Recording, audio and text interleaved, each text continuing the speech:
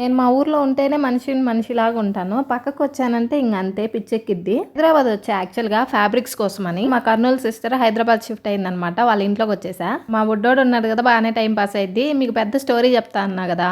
బెంగుళూరు నుంచి Hyderabad sleeper book చేసిండ్రబ్బా మా వాళ్ళు. ఏమో ఏసీ బస్సు మంచిగా రగ్గిచ్చిండ్రు. కిందేమో వైట్ బెడ్‌షీట్ ఏసారు. బానే ఉంది. పొద్దున్న దాకా బానే పడుకున్నా.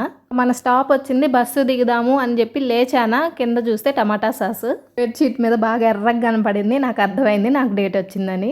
నాకు గిర్రని తిరిగింది తల. ఇంటి దాకా ఎట్ట పోవాలరా నాయనా అని. బ్లడ్ మరక బయటకి కనబడితే బాగోదని దాని మీద రగ్గేసి నేను బస్ స్టాప్ దిగేసా. దిగాను, మా బావ వచ్చాడు, తీసుకొచ్చాడు, సరిపోయింది. ఇంటికి వచ్చిన తర్వాత ఆ బస్సోడు నాకు ఫోన్ చేశాడబ్బా. మేడం మీరు మా బెడ్ అంతా ఖరాబ్ చేసిండ్రు, మాకు డబ్బులు ఇవ్వండి అన్నాడు. ఇంకా గుండెలు దడదడ అని ఏమంటారో ఇల్లు అని ఇంత కన్విన్స్ చేసి చెప్పినా సరే మనీ అన్న ఇవ్వండి లేదంటే బెడ్షీట్ అన్న కొనియండి అంటున్నాడు. గోల ఎందుకులే అని 500 ఫోన్ పే చేసే వాళ్ళకి. మీరు ఎప్పుడైనా ఇలా ఫేస్ చేశారా?